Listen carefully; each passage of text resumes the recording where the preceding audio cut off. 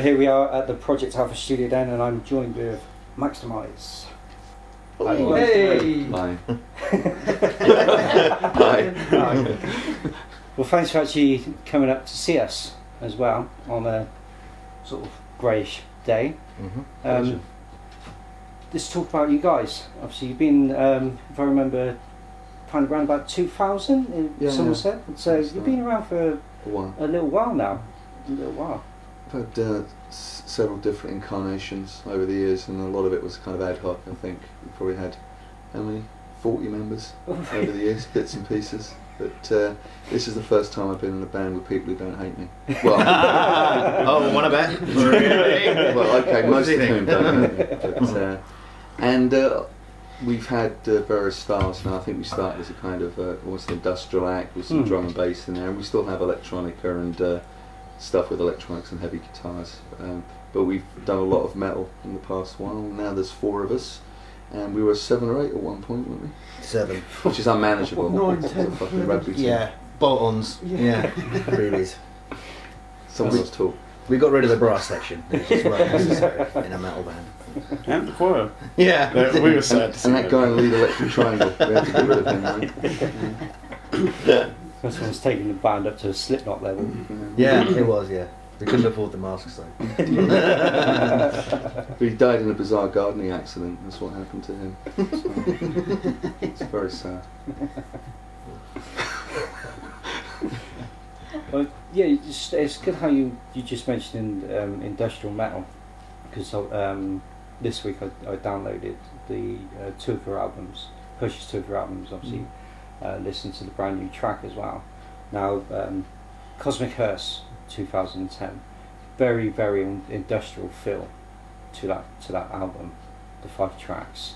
Was it something on the industrial level that was there from the start? It was a sort of feel which you guys were going to go for, or did it just happen naturally on that sort of level?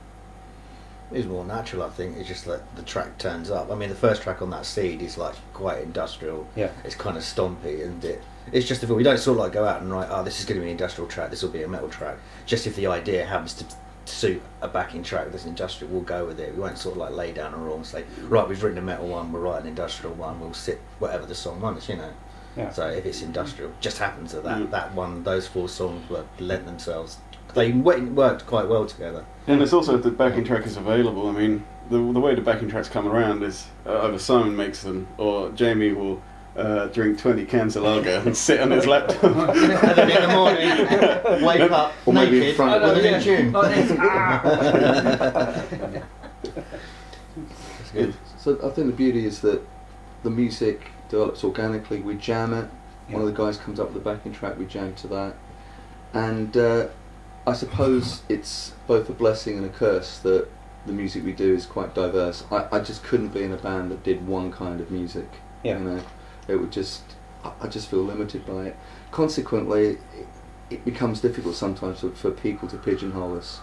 You know, we in kind of in mock fashion applied to be part of the Damnation Festival last year, and the hate mail we got because we weren't proper metal, and then other people we weren't proper this. Yeah, because everybody's so electronics as well, wasn't it? Yeah, some people hate we it, weren't some proper people metal love it. band. It's obsessed with authenticity, and it's very tribal and strange.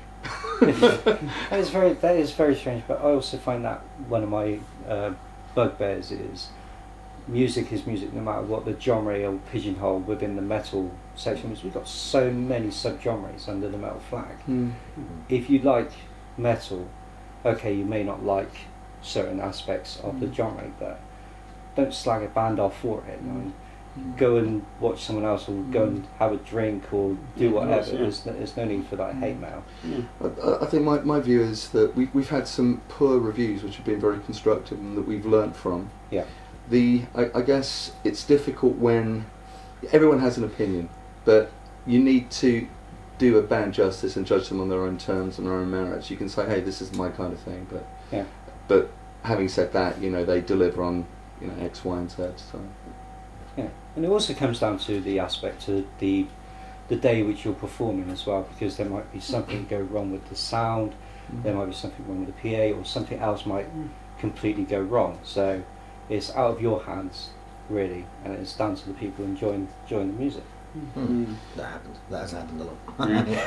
That's true, Wolf. But at the same time, sometimes you come off stage and you know the sound has been bad, and you know you've made one or two mistakes, but the energy was good and the crowd was responsive, and it was a great gig. So, yeah.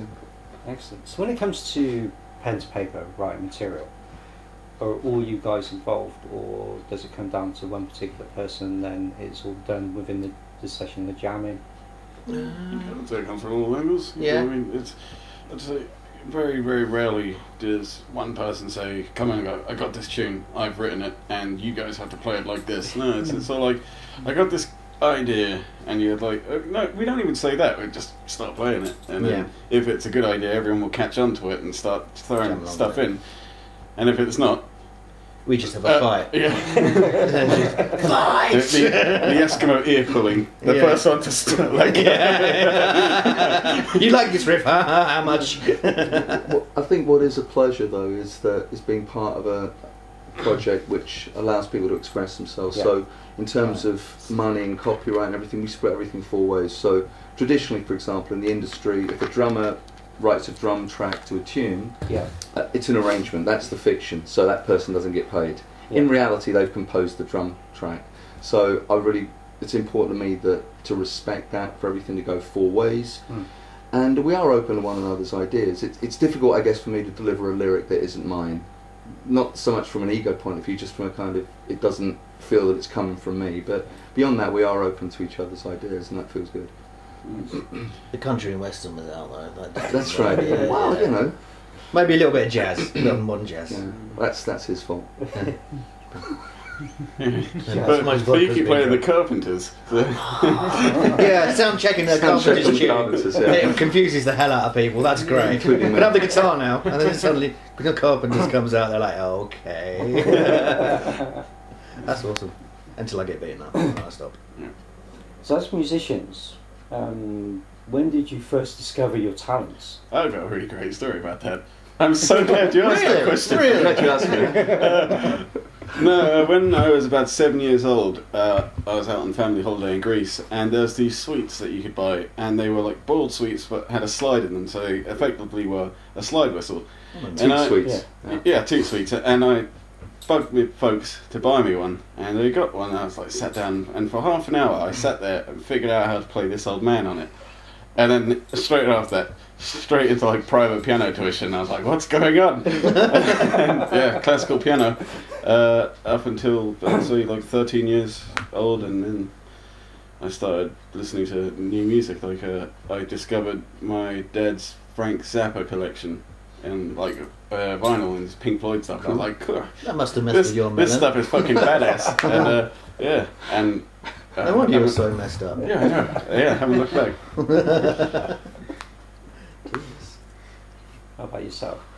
Well, the question involves an assumption, doesn't it? But so far as like my heritage is Italian, so people sing from there. There's not a point at which I can't remember singing. Yeah. My mother would sing Neapolitan folk songs and lullabies, and my father would sing the same, and so I was immersed in it. And so I can't remember not ever having sung, so it's really foundational to who I am, you know. That's it. Excellent.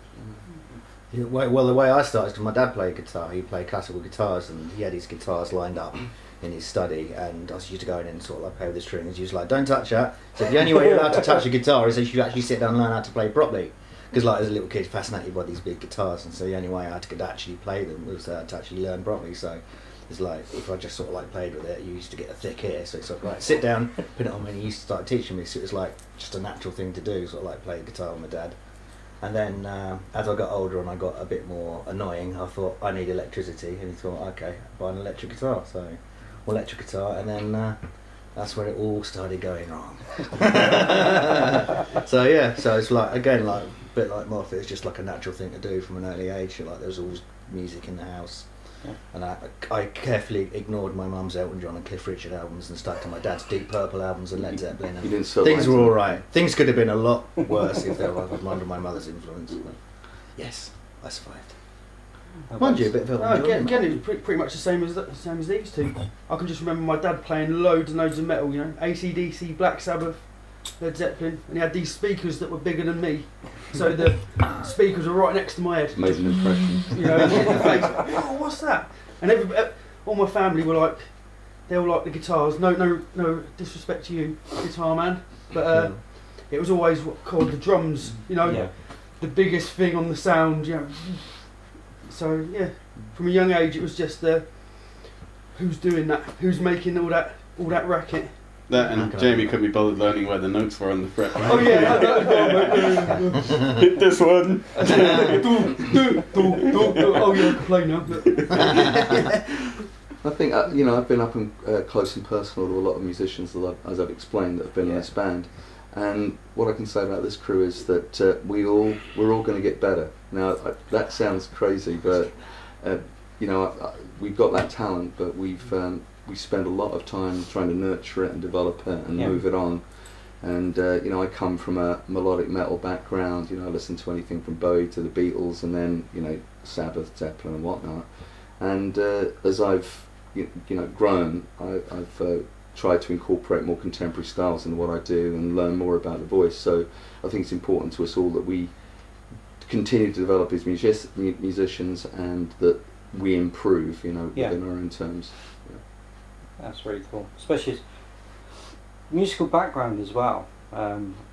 You've got quite a diverse sort of background which you've been able to bring forward as well, which then stems back to the way which your music's produced, and people not being able to pigeonhole you as well. The classical sort of background, obviously you've been sung to, the voices being sung to throughout all your life, and you experience the drumming, the guitar.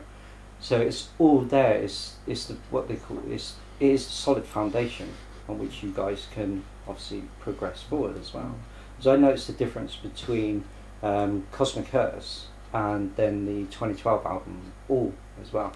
There was a slight difference on. It's almost like as the band had grown a little bit more, and then hearing nothing for change. Nothing ever changed. Nothing ever changed. Again, that went to a completely different level. It is a tasty tune. That's the song we all make love to. Really? Yes. You're a fucking rabbit. I think one of the slight frustrations for me may be there'll be, you know, and I'll probably get hate mail for this, but there's a band that I really love, just reacting to their tunes as Audioslave. So I know they're a corporate band, this, that and the other, but you know, if the shit fits, wear it. And when I listen to those riffs, I like it. But even so, it's kind of one thing. Chris Cornell pretty much delivers that one thing. Now, we can have a song like AKA, which is about young love, let's say, and you can have something like Cosmic Curse or something like All, which is about suicide. And it's just different parts, expressions of different parts of our natures at different times. And within a song, it's really important to me to deliver different vocals to give a different feel, and almost like give voice to different characters. So to sing just like a blues guy or whatever for me, it would feel insufficient, you know. So I think if there's something distinctive, certainly about what I do, I like to think it's giving different voices to different moods, different feelings in a song, different characters. We just like playing guitar. Sometimes I can be subtle. Sometimes I don't use so much distortion. So. You go from 11 to 10. Yeah. This is the only band where people tell them to turn up. I think that's a good thing about what I quite enjoy about certain bands listening to their music is the album and the songs tell a story. It's not just this title, this track, this title, this track. The vocalists and the drummers, the guitarists, everyone almost switches character from one to the next. They turn up, like you guys, you can turn it up a level, you can bring it down a level, and especially if you've never seen a band perform live, you can almost visualise what's going to be happening on the stage during that particular time. So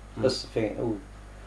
I think, especially with the UK, I think it's affected across Europe as well. Everyone's lost their musical passion since bloody Simon Cowell decided to step out of the Monopolise. studio and monopolise everything, giving people 15 minutes of fame, saying, "Yep, you can do it."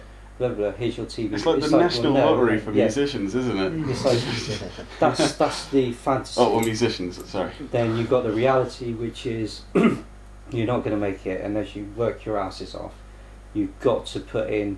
It's not 9 to 5. It's virtually 24/7. You've got to do promotion. You've got to make sure everything's out there. You've got to make sure your fans are communicating. And even then, But I'm not sure if it was better in the past. You know, you look at someone like Don Argent, you know, Sharon Osbourne's father. He controlled the business for a certain time, and I'm not sure it was ever any different.